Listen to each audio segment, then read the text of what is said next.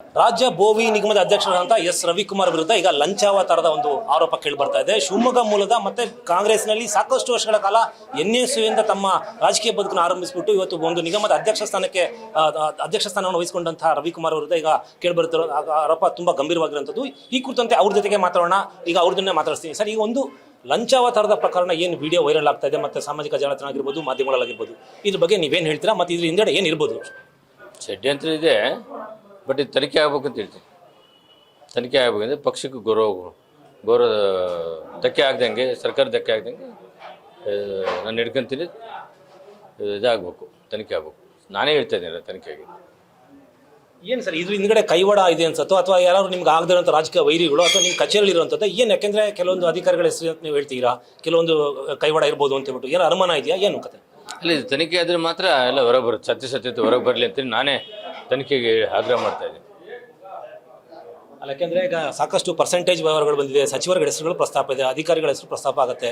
ಅದು ಇಡೀ ಕೆಲವೊಂದು ವಾಯ್ಸು ನೀವು ಆಕ್ಸೆಪ್ಟ್ ಮಾಡ್ಕೊಂಡಿರಾ ಅಥವಾ ಕೆಲವು ಆರ್ಟಿಫಿಷಿಯಲ್ ಇಂಟೆಲಿಜೆನ್ಸ್, ಇದ್ರ ಬಗ್ಗೆ ಏನು ಕತೆ? ನೋಡಿ, ಸರ್ಕಾರ ನಿಗಮಕ್ಕೆ ಹಣ ಕೊಡುತ್ತೆ. ಸರ್ಕಾರಕ್ಕೂ ಇದಕ್ಕೆ ಏನಿದಿಲ್ಲ.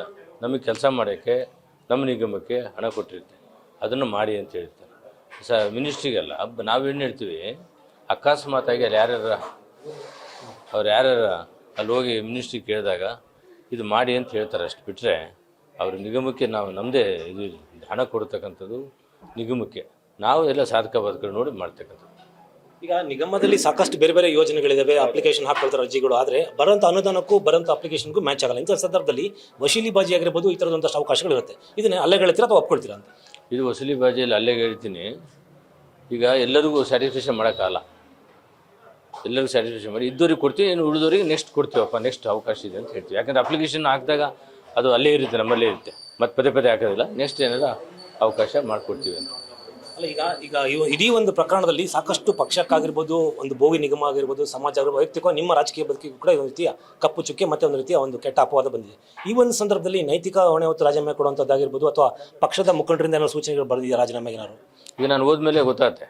ನಾನು ಬೆಂಗಳೂರಿಗೆ ಹೋದ್ಮೇಲೆ ಸರ್ಕಾರ, ಮುಖ್ಯಮಂತ್ರಿಗಳು ಮತ್ತು ಉಪಮುಖ್ಯಮಂತ್ರಿಗಳು ಪಕ್ಷ ಏನು ಅಂತ ಬದ್ಧನೇ ಇದ್ದೀನಿ. ಮತ್ತು ನನಗೆ ಈಗ ಭವಿಷ್ಯ ಮುಂದೆ ಈಗ ಆಗೋದೆಲ್ಲ ಒಳ್ಳೇದಕ್ಕೆ ಅಂತಾರೆ. ಮುಂದೆ ಸರ್ಕಾರ ಏನು ತೀರ್ಮಾನ ಮಾಡ್ತಾರೆ ಅದಕ್ಕೆ ನಾನು ಬದ್ಧನಾಗಿದ್ದೀನಿ. ಅಲ್ಲ, ಇದು ನಿಮ್ಮ ಪಕ್ಷಕ್ಕೆ ಆಗಲಿ ಸಮಾಜಕ್ಕೆ ಆಗಲಿ ಮುಜುಗರ ತಂದಿದೆ ಅಂತ ಅನಿಸ್ತಿದೆಯಾ ಏನಾರು ನಿಮಗೆ ಅಂತ? ಈಗ ಸತ್ಯಾಂಶ ಹೊರಗೆ ಬಂದರೆ ಮುಜುಗರನೋ ಏನು ಅಂತ ಗೊತ್ತಾಗುತ್ತಲ್ಲ. ಸುಮ್ಮನೆ ನಾವೀಗ ಯಾರ ಮೇಲೂ ಬ್ಲೇಮ್ ಮಾಡೋಂಗಿಲ್ಲ.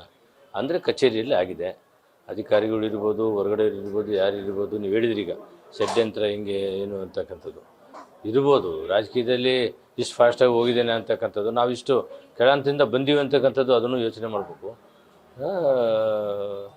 ಈಗ ಮುಖ್ಯಮಂತ್ರಿಗಳು ಆದೇಶನ ಮತ್ತು ಉಪಮುಖ್ಯಮಂತ್ರಿಗಳು ಅಧ್ಯಕ್ಷರ ಅವರು ಆದೇಶನ ಪಾಲನೆ ಮಾಡ್ತಾರೆ. ಯಾವ ರೀತಿಯ ತನಿಖೆ ಆದರೆ ಸರ್ ಇದಕ್ಕೊಂದು ನ್ಯಾಯ ಸಿಗ್ಬೋದು ಅಂತ ನಿಮ್ಗೆ ಅನ್ಸುತ್ತೆ ಸರ್? FSL ಕಳಿಸ್ತೀನ, FSL ಕಳಿಸ್ಲಿ.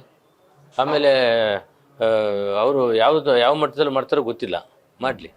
ಸೊ ಇದು ರಾಜ್ಯ ಬೋವಿ ನಿಗಮದ ಅಧ್ಯಕ್ಷರಾದಂಥ ರವಿಕುಮಾರ್ ಅವ್ರ ಮಾತು. ಈ ಒಂದು ಘಟನೆ ಇತ್ತು ಕಂಪ್ಲೀಟು ಒಂದು ರೀತಿಯ ಷಡ್ಯಂತ್ರ. ಇದ್ರ ಬಗ್ಗೆ ಸಮಗ್ರ ತನಿಖೆ ಆದಷ್ಟು ಮಾತ್ರ ನ್ಯಾಯ ಸಿಗೋಕ್ಕೆ ಸಾಧ್ಯ ಅಂತ ಹೇಳ್ಬಿಟ್ಟು, ಹಾಗೆ ಮುಂದಿನ ದಿನಗಳಲ್ಲಿ ಪಕ್ಷದ ಮುಖಂಡರ ಆದೇಶದ ಮೇಲೆ ನಾನು ರಾಜೀನಾಮೆ ಆಗಿರ್ಬೋದು ಮತ್ತೆ ಮುಂದಿನ ನಿರ್ಧಾರಗಳನ್ನು ಕೈಗೊಳ್ತೀನಿ ಅಂತ ಅವರು ಹೇಳ್ತಿರೋದು. ಕ್ಯಾಮ್ರಾಮನ್ ಮಹೇಶ್ ಜೊತೆಗೆ ಪ್ರಸನ್ನ, ನ್ಯೂಸ್ ಫಸ್ಟ್, ಶಿವಮೊಗ್ಗ.